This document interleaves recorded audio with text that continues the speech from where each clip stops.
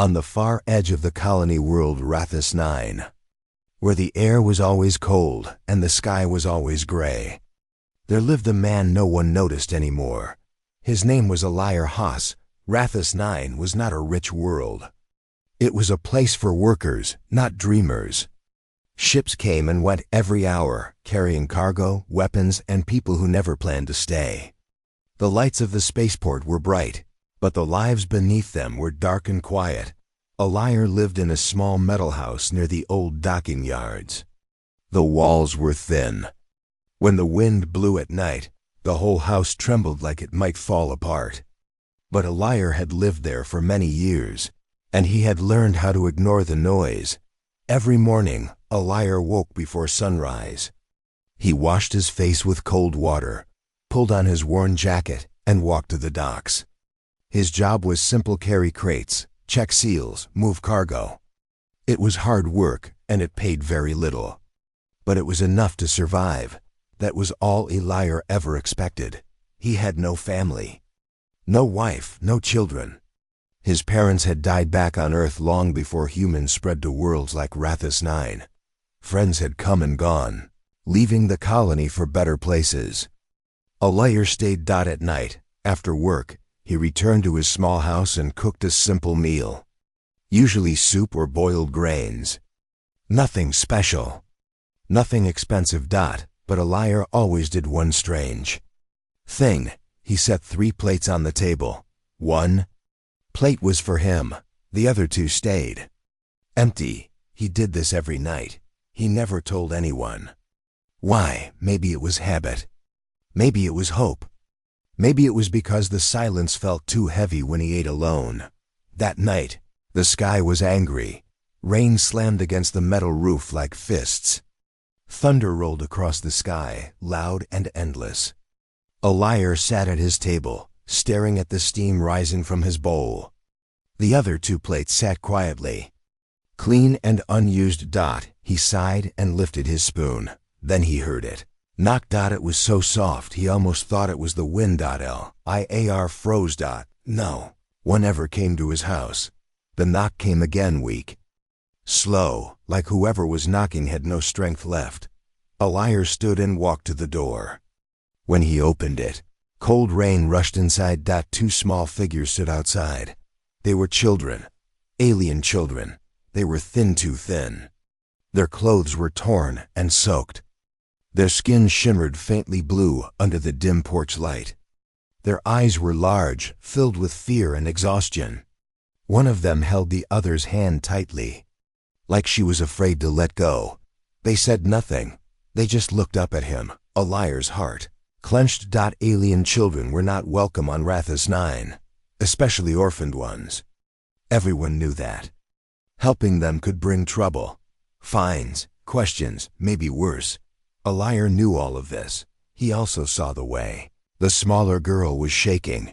He saw the hunger in their eyes. He saw himself.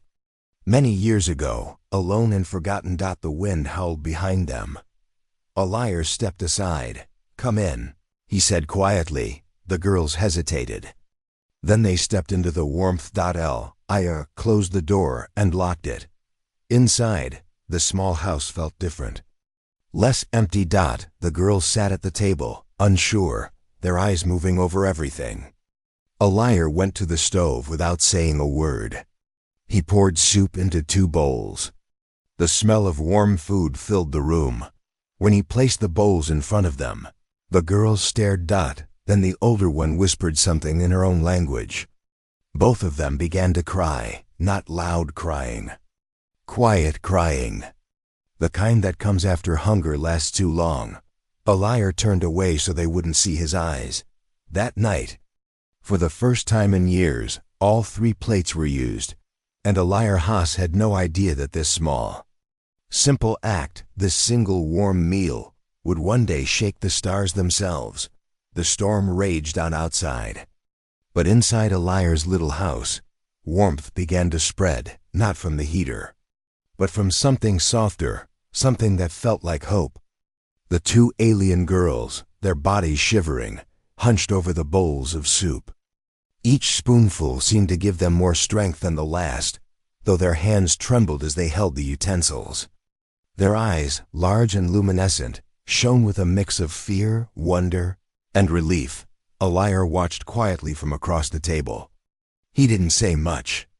Words felt unnecessary in a moment like this. The girls needed warmth, food, and safety more than explanations. Yet, as he looked at them, a strange feeling bubbled inside him. Something he hadn't felt in years. A soft, unfamiliar ache, longing to protect, to care. You can eat as much as you want, he finally said. His voice was hoarse, like the wind outside. The words sounded small to him, almost too little for the weight of what was happening, but the girls understood. They nodded quickly, afraid to speak in this strange human tongue. As the night deepened, Alayar moved from the stove to the table, adding more soup to their bowls from what little he had left. He listened to their soft, alien language as they whispered to each other. He could not understand the words, but the tone told him everything: fear, relief, a tiny spark of hope. And for some reason, that hope made him smile. After they finished, the girls stayed at the table, hesitating, as if afraid to move. They looked at Alayar with a quiet question in their eyes. Would he send them away? Would the warmth they felt tonight vanish with the next knock on the door? Alayar sat down opposite them. He wanted to comfort them, but didn't know how. So he did the only thing that felt right. He put his hand on his chest and said softly, "No one will take you tonight. Not while you are here." The smaller girl, Sira, leaned against her sister Luma and allowed herself to breathe fully for the first time in days. Her eyes closed. Luma watched Alayar, her expression cautious, calculating, but even she felt relief curling in her chest. These humans were not always kind, she had learned. But this one, he was different. Liar poured them each a second bowl of soup, even though he knew his own meal would be smaller because of it. He did not apologize. The girls were hungry. They needed it more than he did. That small act of sharing, simple as it was, seemed to seal an invisible bond between them. A bond of trust. A bond of survival. The night passed slowly. The storm finally weakened, leaving only the soft patter of rain against the metal roof. The girls fell asleep on blankets Alayar had brought from his bed, curled together for warmth. He watched them for a long moment, feeling a strange mixture of pride, fear, and tenderness. Then he returned to his own plate, the food tasting dull in his mouth, but his heart feeling a little less empty than it had in years.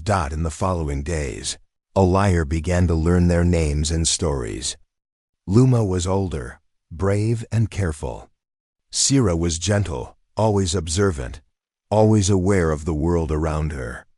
Their parents had died in a pirate raid, leaving them alone in a colony that barely tolerated alien children. No one wanted them. They had been turned away from shelters, shunned by neighbors, ignored by authorities, but Alayar did not turn them away. He taught them the few human words he knew. And they sang soft songs and return songs that sounded like wind across crystal waters. Their voices carried in the small house strange and beautiful, and Alayar sometimes imagined that the storm outside softened whenever they sang. Yet trouble was never far. The colony authorities soon discovered the girls in Alayar's home. They came with papers and warnings saying the girls could not stay, that they were illegal, that Alayar could face fines or imprisonment. The girls clung to him, afraid. Their small hands gripped his coat as if it were a lifeline. Alayar knelt in front of them, the weight of the world pressing on his shoulders. "I can't stop them," he said, voice breaking. "But remember this." He placed his hand over his heart, looking each of them in the eyes. "Humans don't forget kindness, and neither should you. Never forget that there is good in the galaxy, even if it hides." The girls were taken away that day, their small bodies trembling as they were led through the rain. Alayar watched until they disappeared from sight, the echo of their frightened whispers lingering in his ears. That night, he removed the extra plates from the table. One plate remained. One lonely meal. One quiet house. But deep in his heart, he knew something had changed. The galaxy was vast, full of danger and indifference, but a small act of kindness had been planted. And Elijah felt a fragile hope that it might one day grow into something extraordinary. And somewhere, far away, two little girls remembered the warmth of a small human home. A bowl of soup, and the man who cared when no one else would. 10 years passed. 10 long, quiet years. The colony of Rathus 9 grew taller, louder, busier. Machines replaced men at the docks. Ships came faster, carrying cargo and people who never stopped to notice the workers unloading crates in the rain. Elijah Haas grew older.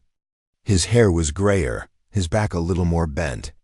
His hands were rougher, scarred from years of lifting, carrying, and repairing things that broke too quickly.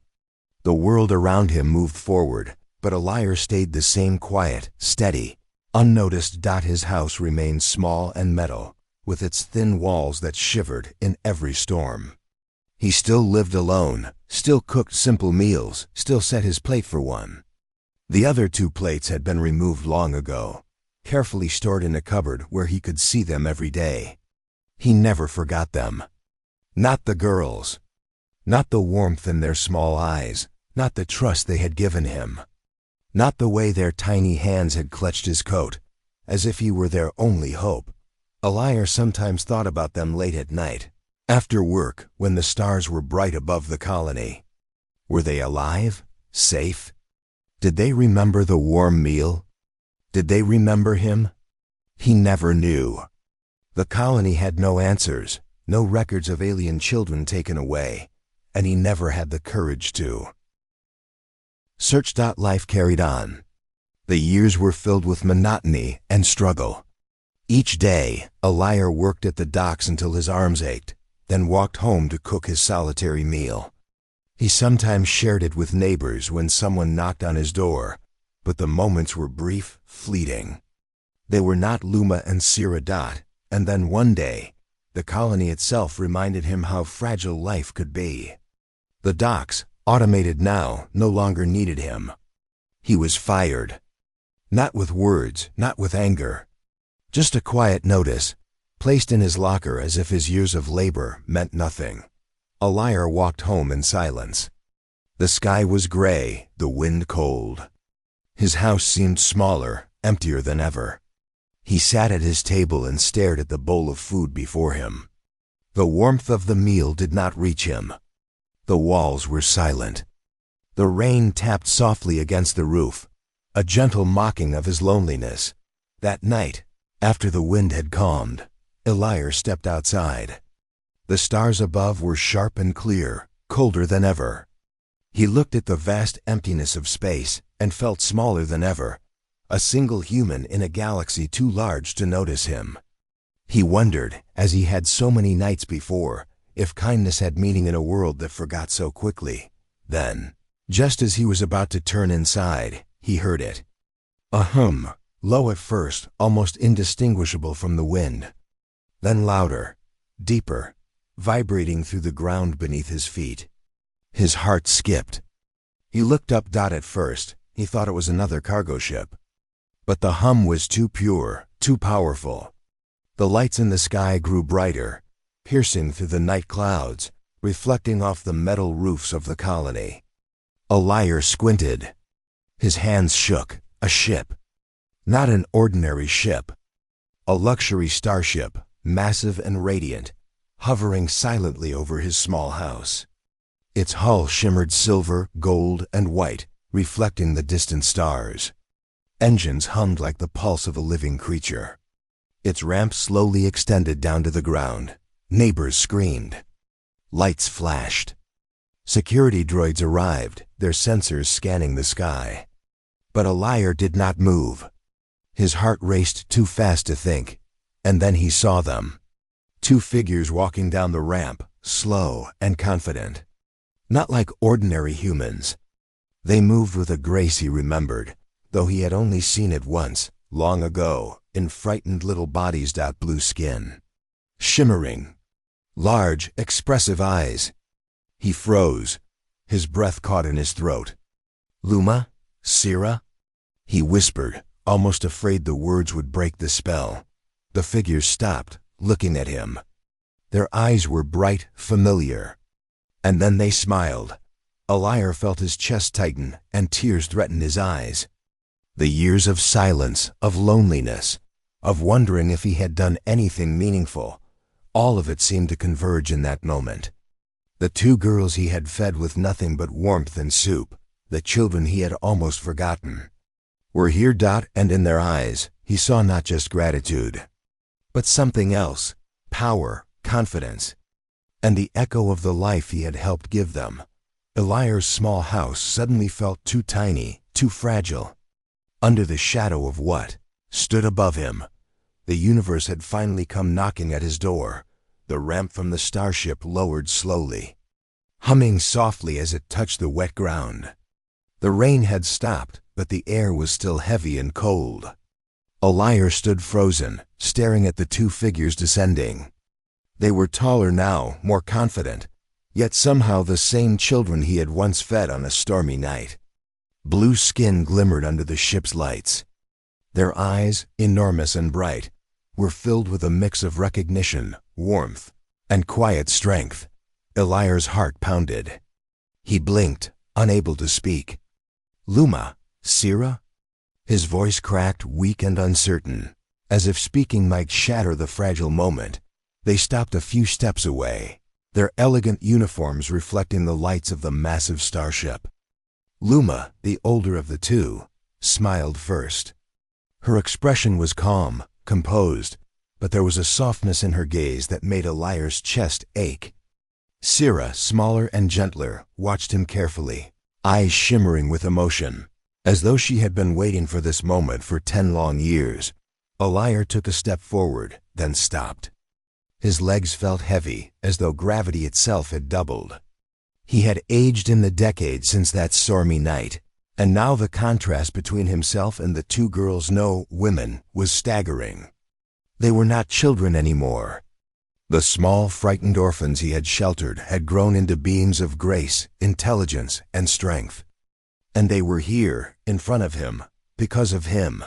"You fed us when no one else would," Luma said, her voice steady but soft. It carried across the yard like a gentle echo, reaching Alayar's ears in a way that made the years of loneliness feel meaningless. Sira stepped closer. "You gave us warmth when the galaxy gave us nothing," she added. Her eyes glistened with tears that she didn't bother to hide. Alayar could see the hunger, fear, and loneliness they had carried that night, all transformed into gratitude, power, and purpose. Alayar's hands trembled. I only gave you soup," he whispered. He shook his head. His voice broke. "I didn't do anything important." "I didn't. No," Luma interrupted gently. She placed a hand over her heart, the same way Alayar had done for them so long ago. "You did more than feed us. You gave us life. You gave us hope. And hope. Hope is everything in the galaxy." Alayar swallowed hard. His throat burned. He remembered their small, shivering bodies, the way Sira had clung to Luma, the way Luma had looked at him with cautious trust. He had only opened his door that night, shared his food, and let them stay warm. And now the galaxy itself seemed to bow to that small, human act. Luma gestured toward the starship, her hand elegant, almost ceremonial. "We were taken after that night, adopted by our people's leaders, trained, educated, prepared for what the galaxy would demand of us." Sira's voice softened. "But we never forgot you. Not a day passed without remembering the man who showed us that humans could be kind, that humans could care." Alayar's eyes filled with tears, and he blinked quickly, afraid they would fall and stain his worn coat. I didn't think anyone would remember," he admitted. His voice was quiet. "It's been 10 years. And yet, here we are," Luma said, her smile growing warmer. "Because of you, we are who we are today. And now we wanted to come back." The neighbors, who had gathered in shock at the sudden appearance of the starship, whispered among themselves. Security drones scanned the area, but no one dared approach. They sensed that this moment was not for them. A liar took a step closer, then another, his eyes never leaving theirs. "I never imagined this," he said. He gestured to the ship, the uniforms, the precision and elegance of it all. "I was just a man with 3 plates on a table. That was all I had." Sira shook her head, a small smile touching her lips. "3 plates were enough," she said simply. "Because kindness is never small. It's never meaningless. And we never forgot it." Luma and Sira reached him at last. They stood silently, watching him, letting him take in the sight of them grown, confident, and unafraid. A liar could hardly comprehend it, the girls he had once sheltered, now standing before him like living stars, radiant and powerful, shaped by the universe but still carrying the memory of his small act of kindness. For the first time in years, Alayar Haas felt something he had almost forgotten: pride. Not pride in wealth, in work, or in recognition, but pride in having chosen to care. In a universe that often seemed indifferent and cruel, he had made a difference, and in that moment, as the hum of the starship vibrated softly through the ground, Alayar realized that the universe had remembered him too. The colony authorities arrived quickly, as they always did when something unusual happened. Hover drones buzzed above the street, alarms blinked red, and voices shouted orders over loudspeakers. "Step away from the civilians. Identify yourselves. What is the purpose of this vessel?" The neighbors watched in fear and amazement. The massive starship blocked the stars, its silver hull gleaming like a promise. Alayar stood frozen, unsure whether to run, hide, or speak. He had lived his entire life avoiding trouble, keeping his head down, never asking for anything. And now, the universe had brought him to the center of attention in the most unimaginable way. Luma and Sira, however, did not move. They faced the arriving officers with calm, quiet confidence. The authority in their posture was impossible to ignore. These were the same frightened girls who had clung to him on that stormy night 10 years ago. But now they carried themselves with the strength of experience, education, and purpose. Their eyes, large and unwavering, were locked on the humans who had once dismissed them as unimportant. "This world rejected us," Sira began, her voice steady, cutting through the alarmed shouts. "When we were children, no one offered help. No one gave us warmth, food, or safety. Most humans walked past and looked the other way. But this man," she pointed toward Alayar, who instinctively straightened, a lump forming in his throat. "He did. He fed us. He gave us life." The officials shifted nervously. They were trained to maintain control, to enforce rules, to dismiss what they could not understand. But here, the rules seemed small, irrelevant, dwarfed by the truth in the girl's words. Luma stepped forward, her elegant uniform catching the light. "We have returned not for revenge, not for gratitude alone, but for a question," she said, her gaze sweeping the crowd and settling on the council representatives and officers. "We came to ask if humanity is kind. Or was he alone?" A silence fell over the colony. The neighbors held their breath. The officials exchanged uneasy glances, realizing the weight of the moment. This was not a normal dispute over laws or property. This was a human test, a challenge to the very soul of the colony. Alayar felt the ground beneath him steady as he took a deep breath. He remembered the night he had first fed Luma and Sira, the fear in their eyes, the shivering of their small bodies in the cold rain.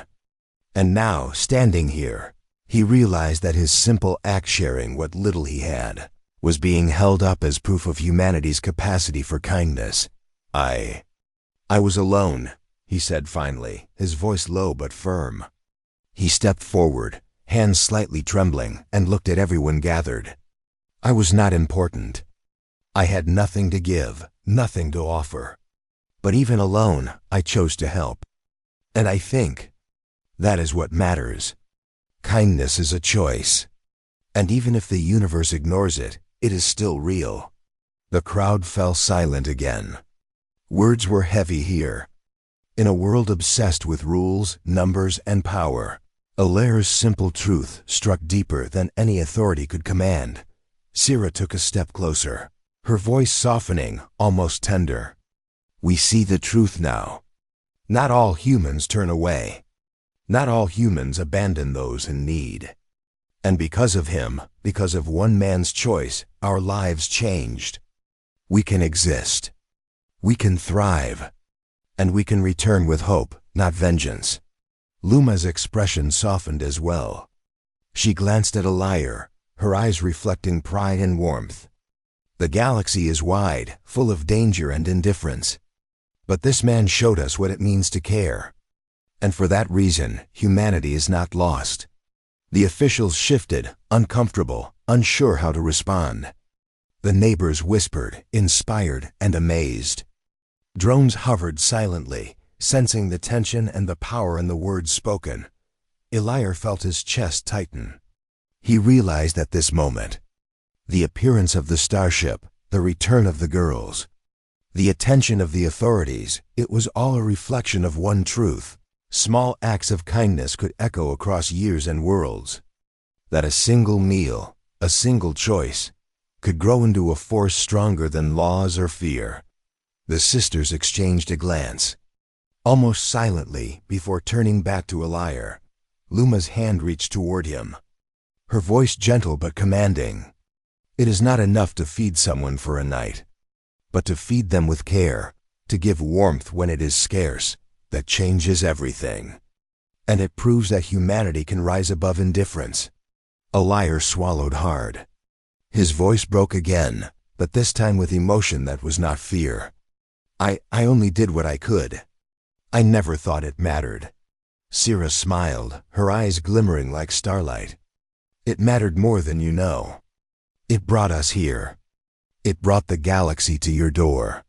The crowd, the officials, the neighbors all seemed to hold their breath, witnessing something rare, not a battle, not a conquest, but a test of humanity. And its result, undeniable, profound, and beautiful. And Alaire, the quiet man who had set 3 plates on a table that night, finally understood the truth he had never realized. Even the smallest act of kindness could shake worlds.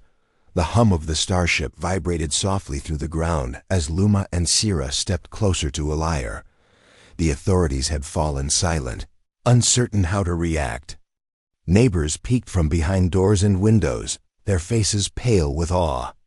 The massive ship above them glowed like a beacon, but all Alaire could see were the 2 girls, women who had once depended on him to survive. Luma's hand reached out, steady and confident. Alaire, she said, her voice calm and strong, we have returned not just to see you, but to give back.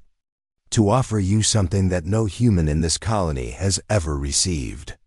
Alaire shook his head, stepping back instinctively.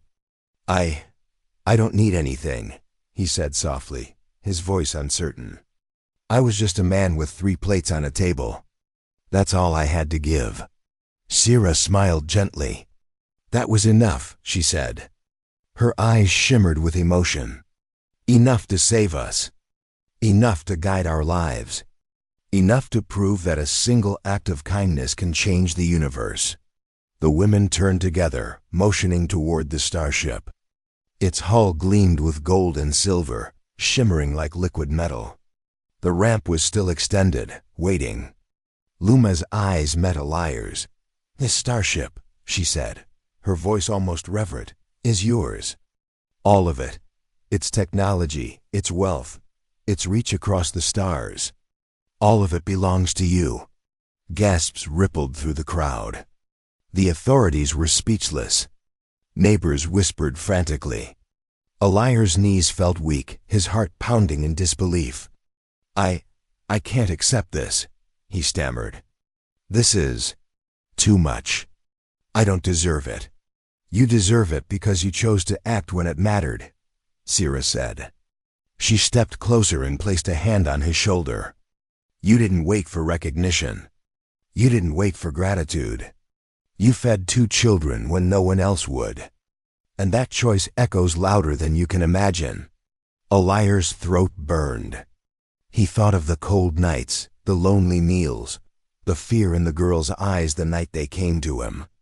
He remembered the sound of their small voices singing soft alien songs in his empty house. And he realized something he had never fully understood. The universe often rewards not those who seek power or riches, but those who act with pure kindness. Luma smiled warmly. This ship is more than a gift, she said. It is a tool. A chance to help others. To continue the chain of kindness that began with a simple meal in a small house on Rathus 9. Eliar looked at the massive vessel, the elegant women, the awe-filled crowd.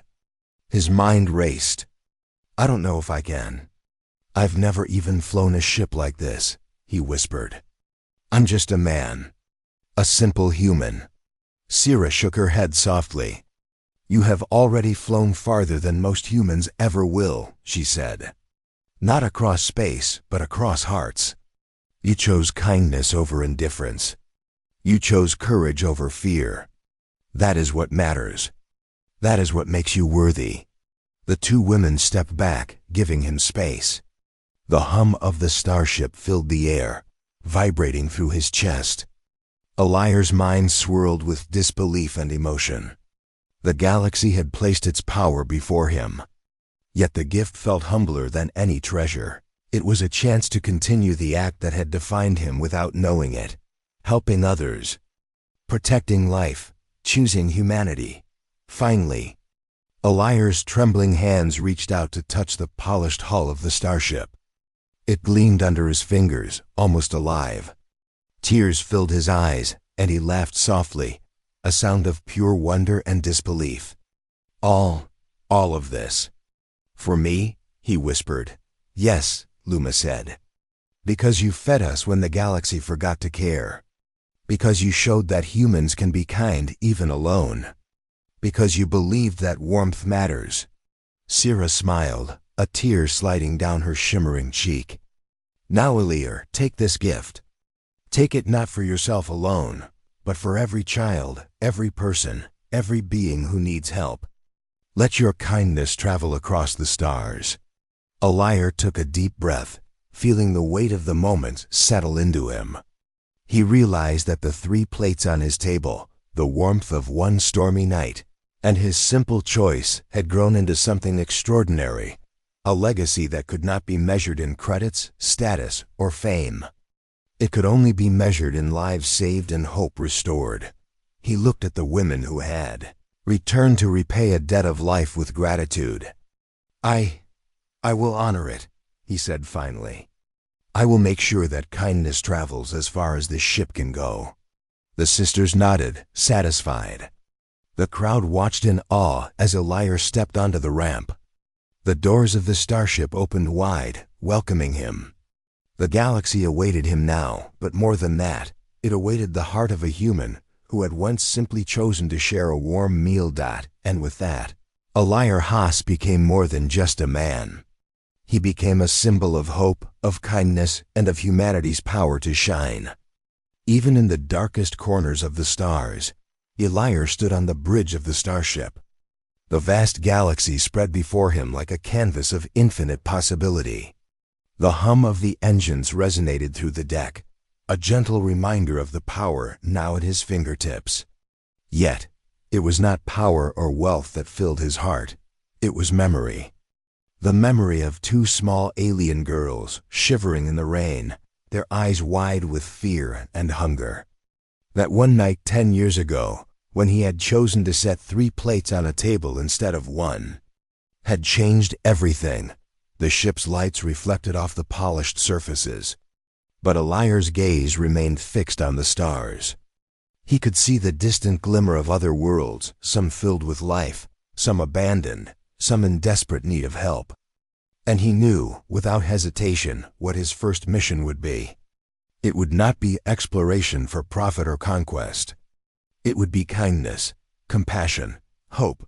Luma and Sira stood beside him, calm and confident, yet there was softness in their presence that reminded him of the frightened children they once were. They had returned not only to thank him, but to guide him in the ways of the galaxy that he had never imagined. "Are you ready?" Sira asked softly, her eyes reflecting the starlight. Alayr nodded, though his hand still trembled slightly. "I'm ready," he said. "Let's make sure no one ever feels that empty, cold hunger again." The starship lifted smoothly, rising above Rathus 9, leaving the small colony behind. The neighbors watched in awe, witnessing a simple human, once unnoticed and alone, take flight among the stars. It was a sight that would be whispered about for years, a reminder that,